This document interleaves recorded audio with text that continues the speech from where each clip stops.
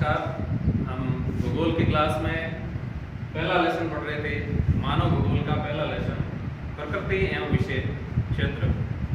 इसमें पिछली बार अपने डिस्कस किया था मानव का प्रकृतिकरण और प्रकृति का मानवीकरण, ये दो टॉपिक पढ़े थे।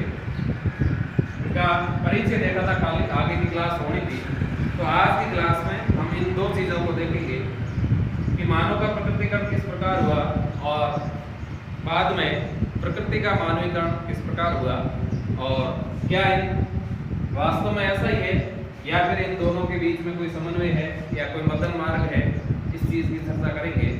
तो सबसे पहले अपन देखते हैं मानव का प्रकृतिकरण, यानी शुरुआत में आदिम युग में हम लोग पढ़ते हैं, हम लोगों ने पढ़ा भी है कि जो पुराने समय में मानव किस प्रकार रहता था, प्रकृति से वो किस प्रकार डरता था, प्रकृति के नियमों का वो पालन करता था। तो प्रकृति के नियमों का पालन करने का एक कारण था कि मानव प्रकृति से डरता था, उससे भयभीत होता था, उसने मानव की प्रकृति के नियमों को अच्छे से समझा नहीं था।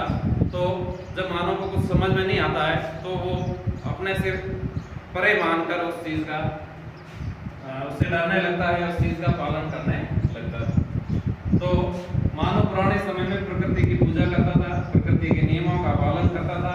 इसलिए कहा जा सकता है कि मानव जो है प्रकृति का दास था, मानव प्रकृति का दास है।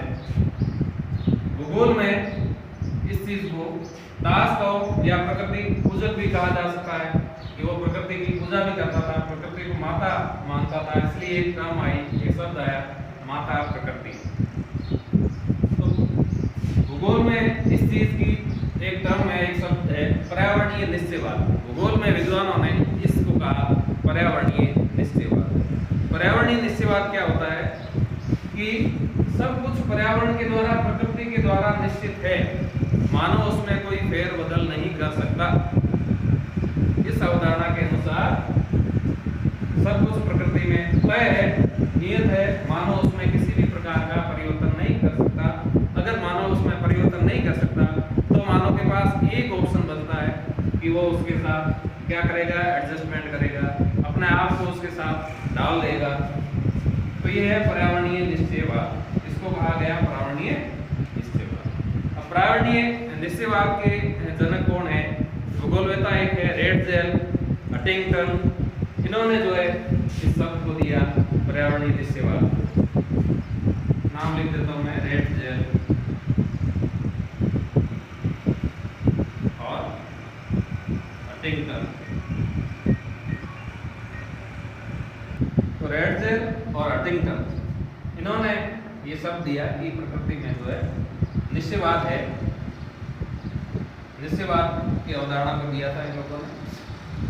बाद में धीरे धीरे मानव ने जैसे जैसे प्रकृति के साथ बदलाव लाना शुरू किया, प्रकृति के नियमों को जो है उसने समझना शुरू किया, प्रकृति के नियमों को उसने समझना शुरू कर दिया, उसकी सोच विकसित हुई।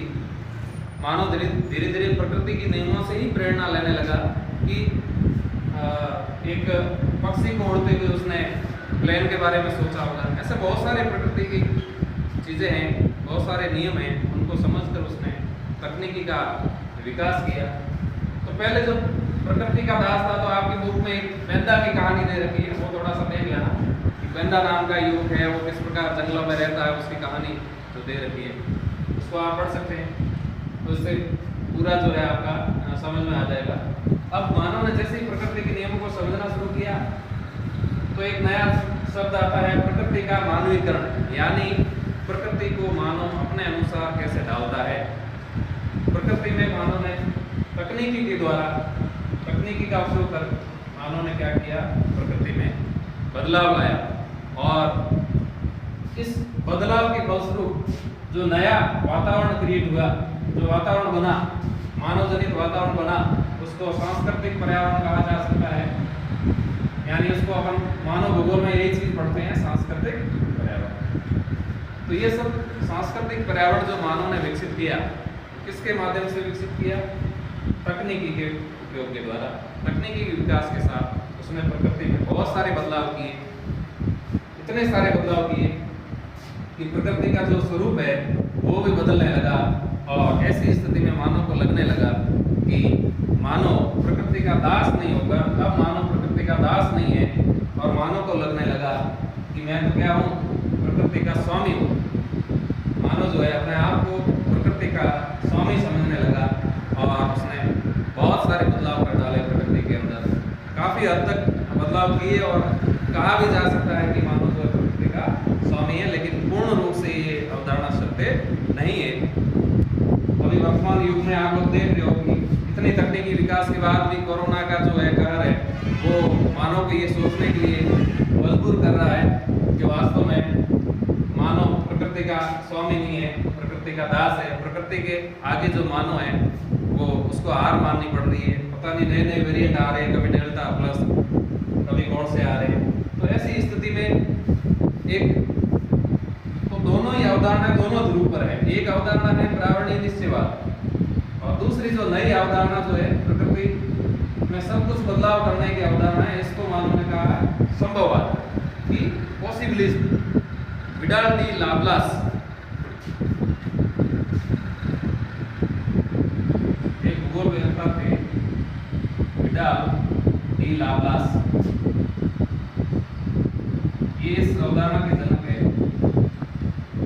कि मानव जो है तकनीकी का उपयोग करके, अपने दिमाग का उपयोग करके प्रकृति में सब कुछ कर सकता है, सब कुछ संभव है। इसलिए इस अवधारणा का नाम दिया संभववाद, और मानव अपने आप को प्रकृति का स्वामी मानने लगा। आपकी बुक में एक कहानी दे रखी है, एक शहर है ट्रोंडाइन शहर है, वहाँ एक कैरी नाम की कोई महिला है, वो जो है एसी के घर में रहती है, घर में एसी लगी हुई है, कार में अपने ऑफिस जाती है, जहाँ पर वास्तव में तापमान तो -23 डिग्री तापमान है, लेकिन एसी के माध्यम से उस तापमान को मेंटेन रखा हुआ है, और इंटरनेट के माध्यम से वो दिल्ली में बैठे अपने मित्र से बात कर लेती है।